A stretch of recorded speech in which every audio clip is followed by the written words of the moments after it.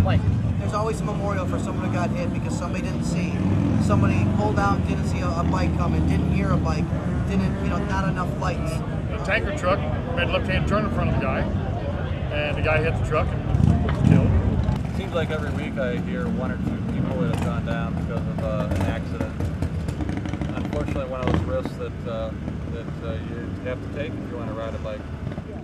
They don't look, and if they do look, like, they'll still pull out in front of you. They look right at you, they'll still pull in front of you. Everywhere you go, whether it's Florida, to New York, to California, there's motorcycle accidents. It's a way of life, and they're tougher to see. Blind spots, heck, I could be driving and have a Cadillac in my blind spot, driving my big old Hummer and not see them, let alone the size of a motorcycle. It's very difficult to see a motorcycle sometimes. I've had quite a few people die this year because of kids that were just in a rush. I mean, you kill people because you're in a rush, that's ridiculous.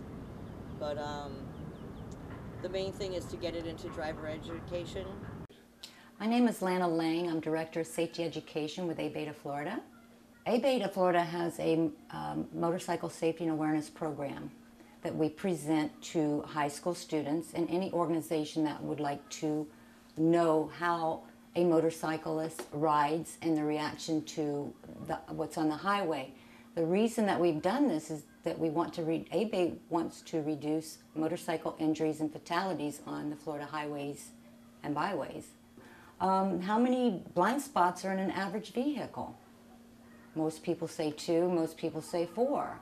Actually, on an average vehicle, a blind spot, that's something you can't see behind, there's 7 to 9 blind spots in an average vehicle.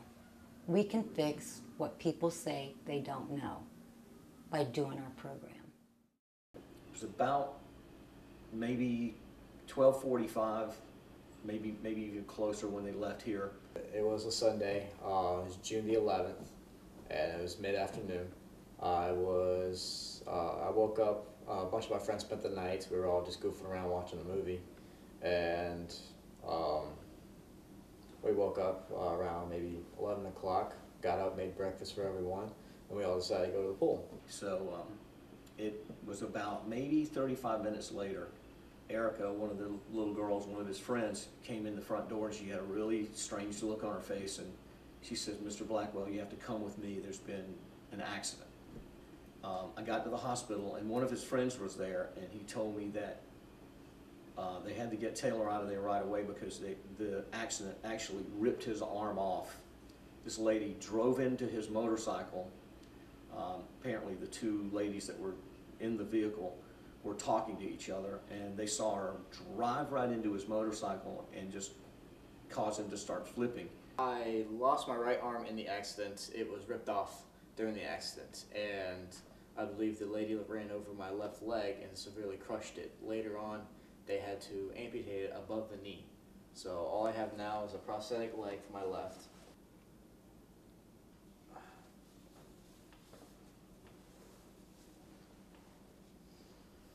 Missing my arm here. Of course I had a tattoo, that was pretty cool. Yeah, and then half of it's gone now. Missed that. I got a couple things on the back. On the right hand side, what they tried to do was they took out my lat muscle and put some muscle up here, and they took out a couple of pieces of skin to try to do a skin graft over here on the right hand side. What you see on this side right here is that they took out my entire lat muscle and tried to save my leg, but they couldn't do it. So they tried it one more time, and it still didn't take. So that whole big area right there is where my lat muscle used to be.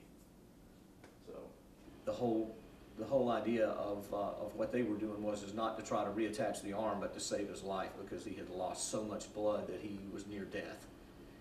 And they said that had he not been wearing that helmet that's over there, that he, without a doubt, would be dead.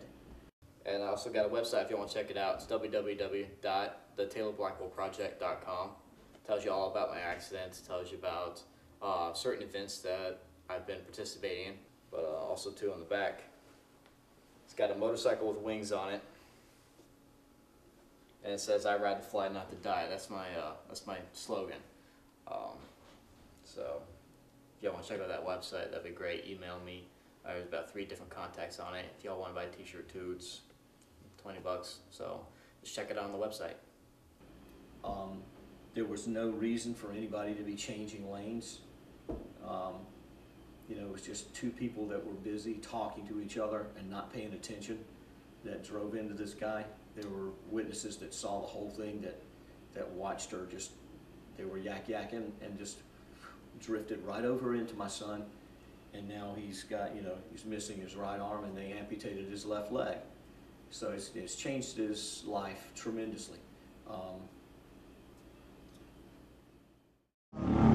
You always hear about people, the biggest thing you hear about is, I didn't see him.